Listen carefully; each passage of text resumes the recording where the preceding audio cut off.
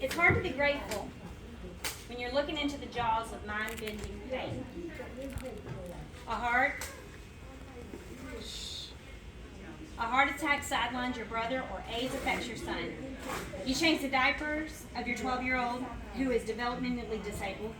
You hold on to marriage vows despite a cold shoulder and an empty bed. You stick to a tight budget and put off vacation for yet another year. You clamp the lid on raging hormones and make another date with the TV and maybe some dinner for one. You look at other people who seem to be able to smile in the midst of great hardship, and you wonder, where did they get their strength? How can they have such a grateful attitude? Does this ring a bell with anybody? Anybody? Hey everybody, my name is Katherine Parker. I am the Certified Peer Support Specialist on the trauma team called MCERT at A Clear Path, and I'm also our community liaison for the Natchez, Adams County, and surrounding areas. I want to thank you all for coming out today, for supporting this amazing church and all that they're wanting to do. Thank you to all the vendors who are here, who are bringing all these things together. As you know, mental health is an epidemic. And we thought that COVID was a crisis. But I think what COVID did was bring forth the fact that we have an even larger crisis called mental health going on in America. And if I can be thankful for anything, it is the fact that COVID hit and it brought those things to life. My heart is saddened for the things that took place during COVID, for the lives that were lost. It made mental health stand forward in a way that's just unprecedented. I know that among certain communities, mental health is one of those things that's certainly traumatized within itself. It's stigmatized. It's one of those things that's hidden. You can't show anybody what's going on inside of you, because if you do, you look weak. But that's stupid.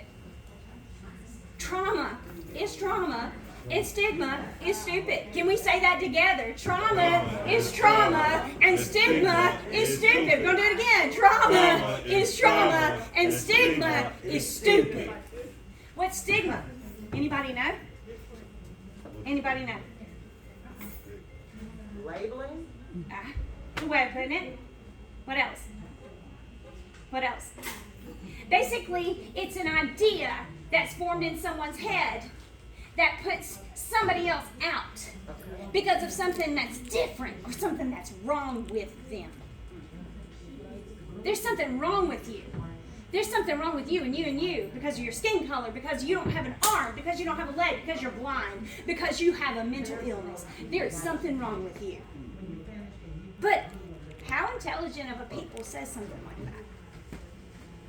We, as a community, have got to do better.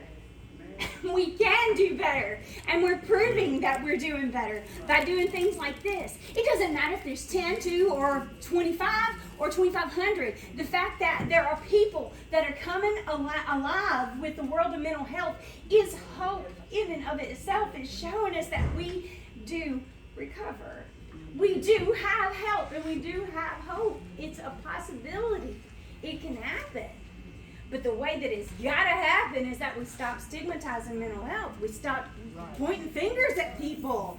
And we stop saying, well, they're stupid because da-da-da-da. And they're stupid because they're black. They're stupid because they're white. They're stupid because they don't have an arm. Or they're stupid because they went and saw, ooh, did you see little Sally leaving that clinic the other day? Mm-hmm. You see, mm-hmm. Yeah, she got some problems. Mm-hmm. We got to stop that. It's not helping. We got to do the things that makes a difference and that helps. Like this. This church is doing a fantastic job of showing that there is hope and that there's recovery. We see it in the schools. We see it everywhere we go. The effects of trauma on the mind are unprecedented. I'm going to pull this article up that I pulled from this website. And y'all can Google this. This is part of that participation. Okay, if you have your phone and you want to look up this website, you can look it up with me because there's way too much content in this to kind of get it out in this moment, okay? I have 15 minutes, maybe 12. The website is ncbi.nlm dot nih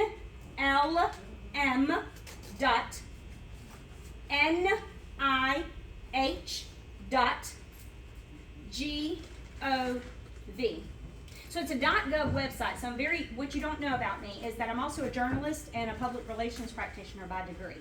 So my undergraduate came from USM, and I've spent over 15 years in the world of public relations. And when I tell you I've seen a lot of things out here in this world that has danced around in mental health and in public relations, I've seen a lot. I've sat on some couches that people wouldn't even stare at. They would actually throw them in the trash or burn them. And I'm not the only one. Us in the mental health sphere, this is what we do. We literally go out to the brokenhearted. It's a beautiful thing. So, what is trauma? What is trauma? Let's see. Trauma, let me go back to it. I lost my spot, you guys. Yeah, somebody make some noises with me while I find this. Come on, somebody do something. Okay. I need something more than that. Somebody sings out there. I lost it. Thank you. See. This is perfect. Thank you. So trauma is something that affects our minds. Okay, it's on this website. It's something that affects our minds in different ways. It can be a birth of a child, a loss of a child. It literally can be a birth of a child. You know that. Some people are just not ready to have children, and that could be one of the hardest things in the world for somebody that's not ready to have a child. It can be something as simple as my mama yelled at me yesterday and I didn't know what I did wrong. And that baby could be 5. That could affect that baby in a way that we just don't know it. I was a yeller, y'all. Ooh, I have 2 and I'm a yeller. Because I was yelled at. I didn't know the trauma that inflicted on my tender little bitty old spirit. My mama yelled at me because she was yelled at. How many folks was being yelled at in my life? And we were taught that that's okay. That's okay to communicate that way. But is it effective? Is it working? Is it working? So I'm still trying to find it because I lost my spot. I had it pulled up, y'all. I literally did it. Hold on. So trauma-informed care involves a broad understanding of traumatic stress reactions and common responses to trauma. We have providers that need to understand how trauma can affect treatment, presentation, engagement, and the outcome of behavioral health services. In this chapter that I led you to, I would love for y'all to take the moment to read the whole thing. It's a lot. It examines common experiences and survivors that may encounter immediately following long after trauma experiences. Trauma, including one-time, multiple, or long-lasting repetitive events, affects everyone differently. We are not the same, honey. We are not the same. Everybody's got a different thumbprint. Everybody, okay? And it affects us differently. Some individuals may clearly display criteria associated with post-traumatic stress disorder, PTSD, but many more individuals will exhibit resilient responses or brief subclinical symptoms or consequences that fall outside of diagnostic criteria. Basically, it's all different. It affects us all differently. And that article that I told you, if you want more information, please come to me and I'll get you the link. It is very, very intense. Trauma affects us all differently. It really does. I need to know who can catch, first of all. Because I ain't throwing a ball at somebody and it hits their head. Anybody want to play? Because I want to know about trauma, okay? Tell me about one experience that you don't mind sharing in your life that caused you to kind of think about, that wasn't okay. And then stand up to catch it. You ready? Ready? On 3. And I want it to pass around.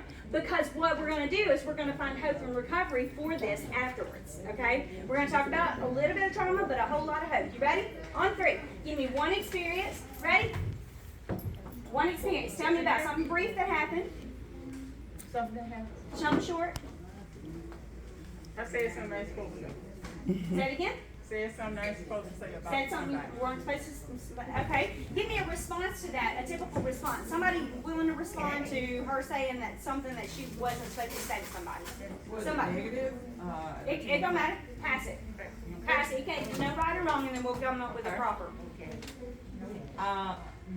It can be something. Maybe you say something ugly to her, and she gives you a response. I didn't try to do it. I was wrong for it. I apologize to the person. How did that affect you, though, knowing that about that person? Knowing that person, even though you were forgiving, and that was wonderful, because not everybody's going to be that nice. Even though you were forgiving, do you think that could have affected you if it was bad? What if it was something about someone that you love? Especially when you hear say, Right. what they say. Right. A lot of people don't really know you, but they formulate their opinions about you because of other people or who they associate with. Right. And that can form that stigma. Right. That can help with that stigma right there. Exactly. And that's not how that's supposed to be, right? Right. So what would be a way to combat that stigma in the Well, process? you need to get to know me. Okay. See, sometimes people don't get to know people. They just follow along with what other people are saying. But what if you tell me I need to get to know? What if you said that to me and I was Well, just all I self-defensive? just go on my way. You know, you would eventually learn me. I like it. I like it. That's what I'm talking about. That's right. That is a very good, strong, positive coping mechanism. Right. Coping mechanisms are things that we have to utilize to help our own selves in the process of something of that nature. What if somebody has a wreck, God forbid, and and somebody you love very much? What do you do then? How do you handle that kind of severe trauma? Because that can be a trauma. Has to what now? Like if somebody has a severe wreck and it's someone that you love, and oh my God, An accident. you have somebody has a car wreck or something. What then? Oh Lord, what do we do? How do we handle that? Well, you don't know until the situation, right?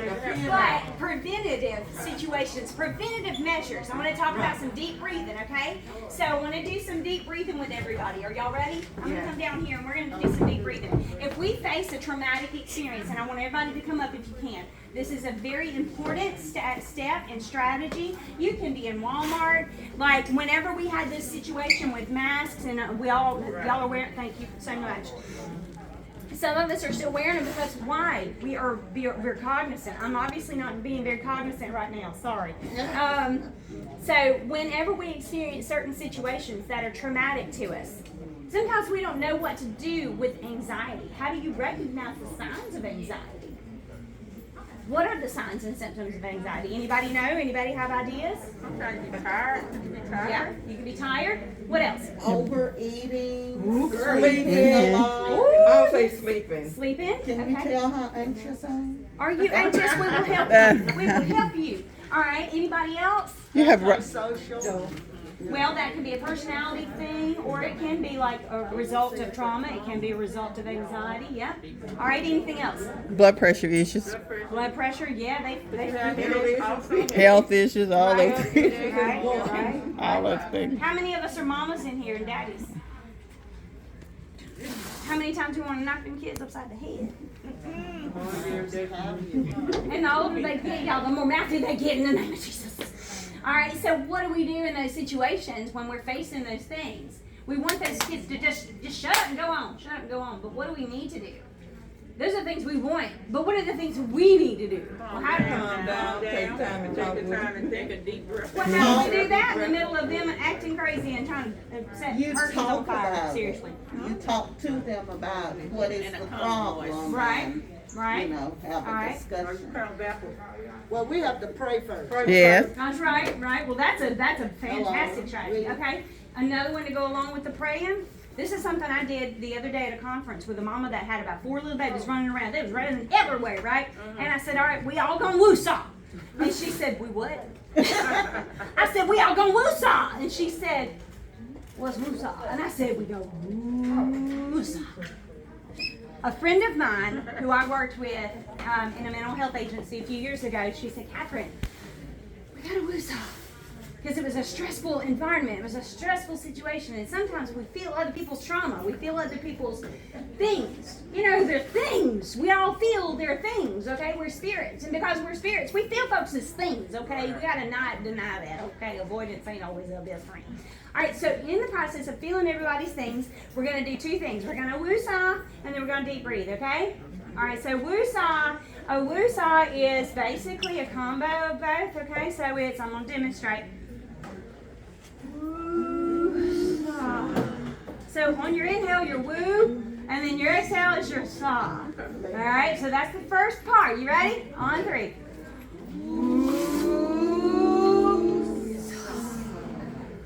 And you can do whatever you want to do with your arms. However you want to do it, just don't knock anybody out because I can't be responsible. That's between y'all. But you want to woosah, and you want to make sure that you're deep breathing and you're feeling everything around you, but you're not letting it come inside of you. Okay, you can take on other people's traumas, but it ain't a good idea. You got your own, right? So in your mind, you got the whole point is to release your mind from all that stress, right? When everything's going on, work is going crazy, husband or boyfriend or whoever is yelling at you, telling you didn't do something right again. Oh my God. And then you just didn't tuck that corner right. And I'm just tired of you not tucking the corners right on the bed. Well, I'm tired of you yelling at me. And the next thing you know. And then you got little Johnny over here. I got an F on my report card. Oh my God. Supper's still frozen. Everything is falling around your ankles, right? You got a woo-saw. All right? We're going to woo-saw. We're going to deep breathe. Now, your deep breathing is...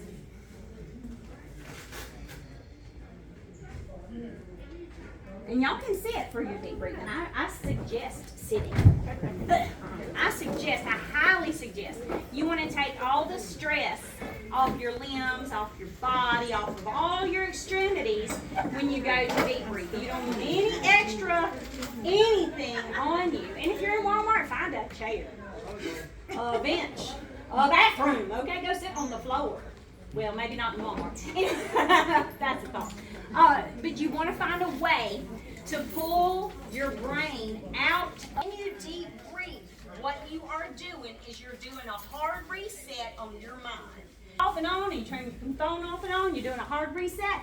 You're doing the same thing when you deep breathe, okay? So, we're going to deep breathe and reset our minds. We've all had a lot of excitement this morning trying to get here, get everything situated just this.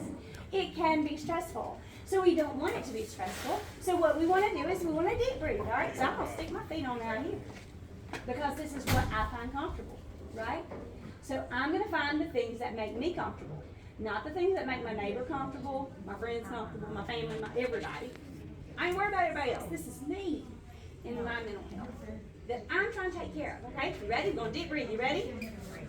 We're going to breathe in deep for 5 seconds, hold for about 3 to 5, and then let it out very, very slowly until you just don't have anything. So typically it's a count to 10, but sometimes it's less. It depends on you and your lungs and all that, okay?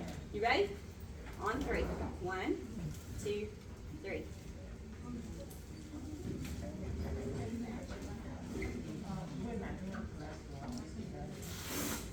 And you can think of anything wonderful, anything sweet, anything beautiful, anything happy. You want to clear your mind of anything negative, and you want to think of something that brings you joy.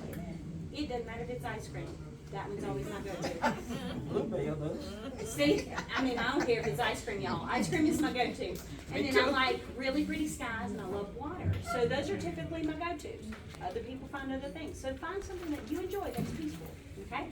And you're going to breathe in, and you're going to think of those things. And when you breathe out, you're going to let go of all the negative, nasty. Okay, you're breathing out the nasty. Okay, you ready? 1, 2, 3. Hold. 2, 3. 4. Breathe out nasty.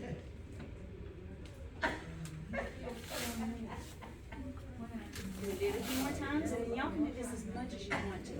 It's about you. It's about what brings you peace and about what brings you joy, okay? Do it one more time with me, and I'll let y'all.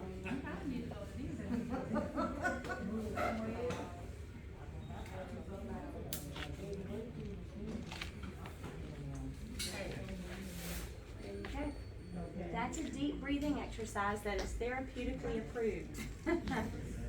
I'm a certified peer support specialist, not a therapist, so I work with people through lived experiences, and that's my training, okay? And so deep breathing is one of those things that I've worked with youth and parents alike, because if we aren't okay, how in the world are we going to make sure that everybody else around us is okay? We're so busy emptying our vessels for other people that we are not filling our own a lot of times. And so we've got to quit giving up ourselves and our peace of mind for other people, but we also have to remember to be sweet and kind and compassionate and loving to those around us, because God called us to that, okay? Amen. So that's deep breathing, and then we've got the woo-saw, right? Woo-saw, y'all ready? Woo-saw! All right, somebody give me a song. I need a song. Somebody turn on a really cool, neat, fast song real quick. Give me something. It needs to be fast, though. I've got not very much time. I think This song is not for you. You got that one.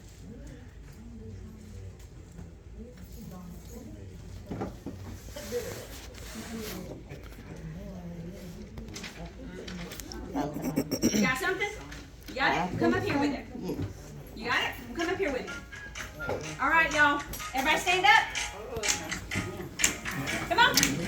All right. So, another method of de-stressing the trauma that affected your mind in some way is to shake it off. Shake it off. You just shake. Maybe you do it. Walmart folks don't think it's funny, but then grab them and let them shake with you. You want to shake?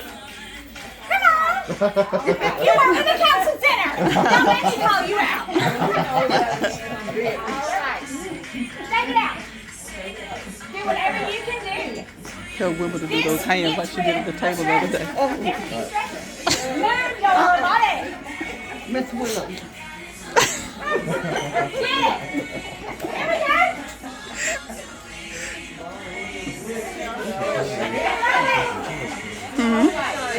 Just sit down, I'll get it to her. Thank you. I told you it's group participation up here. So shake it. It's another knee push. Okay? All right? So that's how you do that. And y'all keep shaking. You're fine. So while we're doing this, a clear path. Shameless plugs. A clear path, we work with alcohol and drug treatment. We work with mental health treatment, adults and children. We have a 24-hour crisis line. I can give that to you back there. 7-16-22. We're starting a 988 number for crisis. We'll get you turned down a little bit. 988 is a crisis number that DMH, the Department of Mental Health, is kicking off on 7/16. We have immediate counseling on site for traumatic events. We have in-home services called iCourt. They do medication injection, and support from community support specialists. We have a CSU, a crisis residential unit, that has a grant that pays for services if you or your loved one can't afford it. We don't turn people away because they can't afford it. Money is not what we're looking for. We're looking for hope and resiliency, y'all, because we do recover. We do. We have PSR, psychosocial rehabilitation services for adults. We have a one-time grant that pays for 12 months of services if you can't afford it. We also have in-house pharmaceutical services through Genoa that offers discounts and mails those things directly to your home. I want you to know that we do recover. You're looking at a woman who was homeless, who raised 2 children while going to college, who are on the autism spectrum, of all things. I am literally proof that peer support works. I'm not standing here before you today telling you something that I haven't experienced. I'm not telling you anything that I don't myself have to use on an everyday basis. I have to work in my own self-care. You have to find the things that are helpful for your mind, for your body, and the things that bring you hope, bring you peace, and bring you joy for your own hope and recovery. You have to find those things, and it doesn't matter what your neighbor thinks, regardless of what we feel about the situation. Our feelings do not determine the truth. I'm just saying. The truth is the truth. There's a chair there. I feel that chair may not hold me, but when I sit down, I find out the truth of the matter. Okay? So, I want you to know that we do recover. I am standing before you as a person who is a recovered trauma survivor. Amen. Amen. Y'all have any questions? Any questions? If you'd like to see Sister Miss Catherine with Clear Path later, she's got a table back over here. We're going to take a break, and then we're going to have a